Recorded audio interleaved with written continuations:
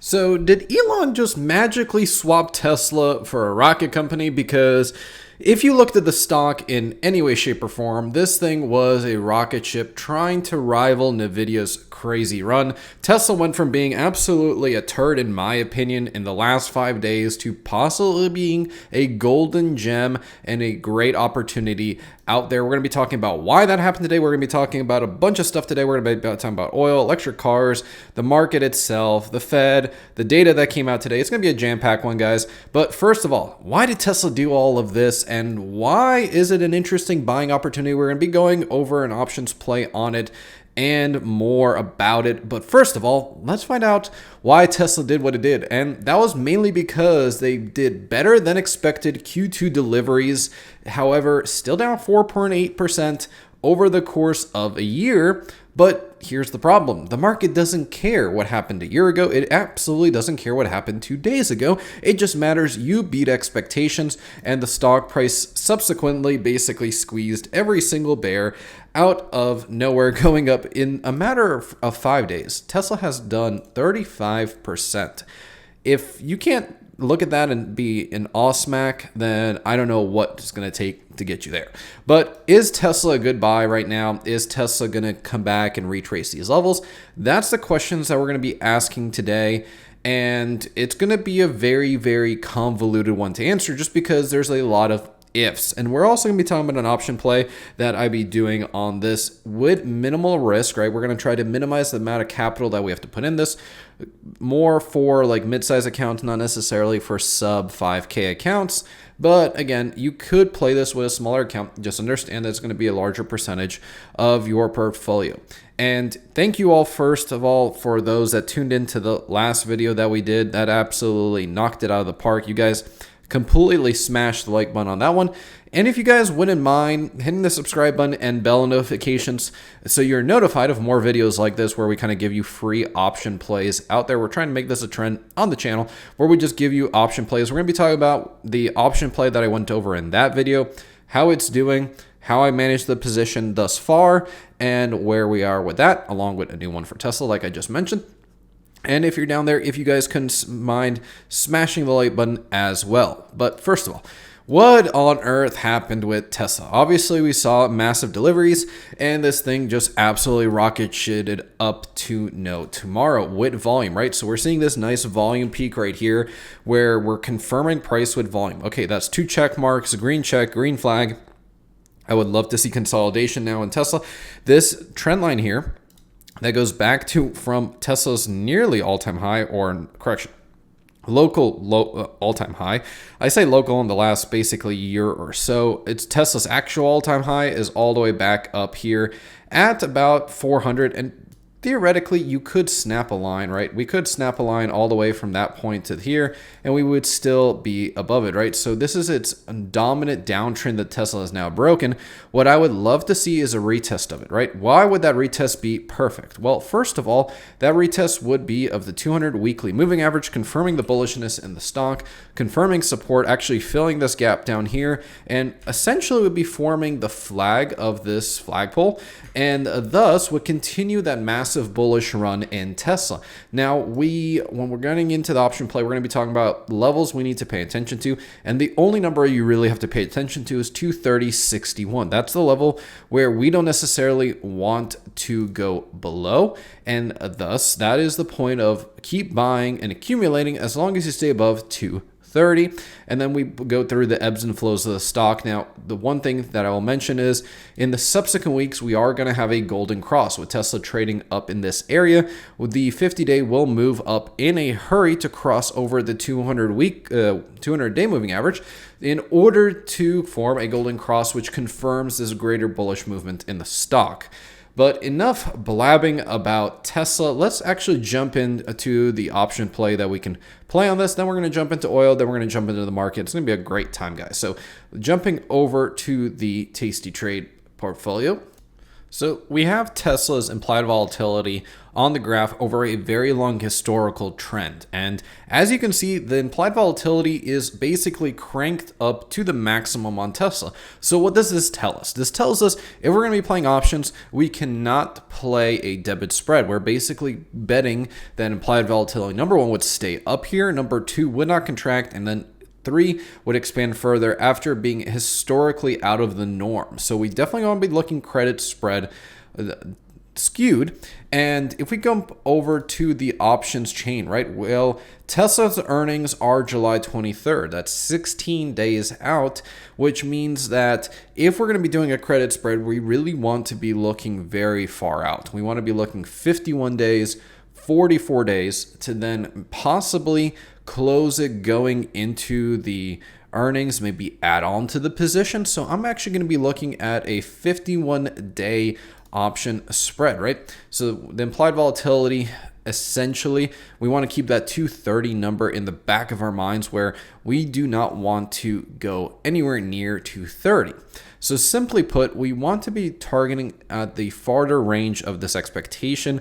And I'm going to try to stay a little bit within the implied move. And I want to basically sell the put side. We're not going to be looking at doing anything on the call side because we are bullish and we're thinking of that 230 number. So 220 gives me enough room that if we break 230, I'm not in the money. I do take a loss in that case. However, it is an area where I can possibly add on to if implied volatility continues. And then I really want to keep this about $15 wide, right? So I want to buy the 210 contract. This would require you to put up $300 in collateral. That's why I said it's not necessarily the small account play. However, you can play with a smaller account. Again, preferencing that you're going to be in a larger allocation of your portfolio. Now, if you wanted to make this a little bit better, you could do a shorter 165. However, I don't recommend that. I really recommend having at least a $15 wide spread. And the maximum loss that you can have is going to be $1,000 of collateral with expected profit of 420. And I can't make this number up, guys. It's magical with Elon and 420. So again, the jokes write themselves. So looking at this, we're going to gain approximately $4 in theta every single day that this option contract is open. The delta will go down by $9.41. This is where it gets a little bit riskier. We want to possibly play this when we get a better contraction of the stock, right? To looking for that pullback necessarily, because this move was absolutely vertical and there's not a lot of open interest or contracts written for this yet. So we just have to be cautious that we're going into something that's going to be a bit moving with the bid and ask spread. So maybe I would wait a couple days to see if Tesla is going to retract a little bit, and targeting this 220, 205 area. I'll definitely keep you guys appraised if I open this trade myself. I did open the last trade I gave you guys and close it today, and we're going to get into why I close it today in just a moment when we cover the market. However, looking at this is going to be an interesting play because implied volatility, once it crushes, is going to favor you. Remember, you're selling the options now.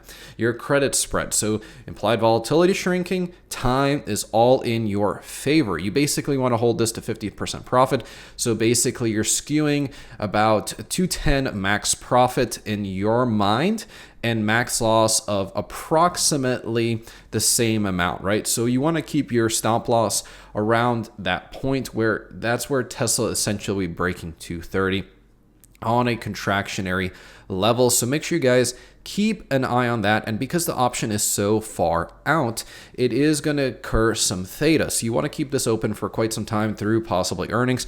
You could close it into earnings, and implied volatility is at that level that earnings won't affect you that much. So I will keep you all appraised of that option play. But now let's dive into, for all those that are here for the market, of why I decided to close my option contract on the SPY. So I gave you guys this contract for the previous video that we covered. It'll link down in the description below.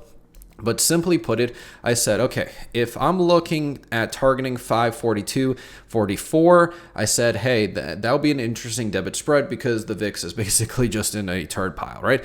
Market went up 0.3 and approximately 0.8 on the NASDAQ after having a massive move yesterday, and VIX was actually green yesterday and today. So you caught some implied volatility move on that contract. And I did say I'm looking only to take 50% profit. Guess what? 50% profit hit today. 2-day contract basically was 15 days out total. You put up essentially $30 risk and basically got close to $40 to $60 of a profit. I don't remember exactly what we said was the 50% profit, and your entry varied, right? So looking at that, if you were holding the contract, what would I do? Well, right now you're still in the money on one of the legs, and you have a strong break to the upside. Now the question is, if you come back below 550.12, I will look to be closing that contract and just take the smaller profit than you have right now, because that means you have a failed weekly breakout, and then you're threading all the way back down to 542.44. However, there is some other things that are going on in the markets, right? Besides Tesla, we're back in fear. So following Warren Buffett's advice, we buy fear, right? So looking at this is technically bullish by standard market expectations, and the market is basically running with it. Even having data come out, we'll get into energy in just a second. But looking at this, right, continued jobless claims come in basically worse than expected. So you had more people filing for unemployment. PMI came in better than expected. However, factory orders and ISM, non-manufacturing, basically contracted across the board. So this is a showing of essentially a weakening of the economy. And maybe that's something the Fed actually wants to see and is predicting. So thus, the market took it as, hey, green time, not bad enough. So therefore, market only run up. And the other surprising thing out there, which is actually inflationary, is crude oil inventory shrunk by nearly 12 million barrels. Wow. So did someone just misplace a decimal there or something? Because they were expecting basically a tiny draw, got an absolute massive draw at 10:30, and subsequently gasoline as well, having nearly 2.2 million. So if you guys haven't fueled your car up, I highly recommend to do it, because gas prices are going to start going up based on these numbers. And we had further contraction in Atlanta Fed GDP now for Q2 now, going to 1.5, previously was 1.7. So we're seeing further contraction of the economy in different GDP readings. Is not actually the official reading for the country. This is just the southeast section. So again, but if that is contracting and the greater GDP is contracting as well, it doesn't necessarily bode well. We also got Fed minutes, and there was only 2 excerpts from that, which the market did not have the opportunity to actually trade. Remember, the market closed at 1 o'clock. Fed minutes were released at 2 o'clock. And that was that several specifically emphasized further demand weakening could generate a larger unemployment response than in recent years, kind of just talking about the weakening of the economy. And secondly, several participants said if inflation were to persist at elevated levels or rise further, fund rate might need to be raised. So they're not even taking cuts, putting cuts on the table or taking rate hikes off of the table. Everything is in play, kind of just playing both sides, right? Playing both sides of the argument. In the market, we're going to have to see how it reacts on Friday.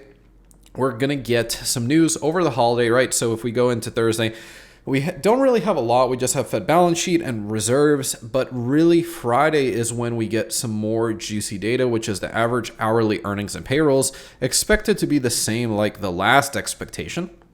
However, the last expectation came in at a double beat. So is that going to basically signify further strengthening of the job market? Or are we going to start seeing some weakening like the Fed is possibly indicating, where if the economy starts to weaken, that we could see massive rises in unemployment, where the pendulum shifts very rapidly? But last but not least, let's actually cover oil, right? I did promise you guys that we were going to cover oil, and that is, I've been saying this every time oil dips down, everyone says oil is bearish, and I'm like, please look back at history. Every time it's done this, it's come back with a vengeance. I said that trading above 83 solidly was going to be bullish for oil, and I expected a little bit of stagnation. Congratulations, I got exactly what I wanted. Today's numbers with the inventories probably confirm that solid floor at 83, because oil basically was trading below 83. Numbers came out push back above, and now we're basically marching our way towards this upper resistance around 85 and 86 on crude, right? Previous resistance here around 85, 86.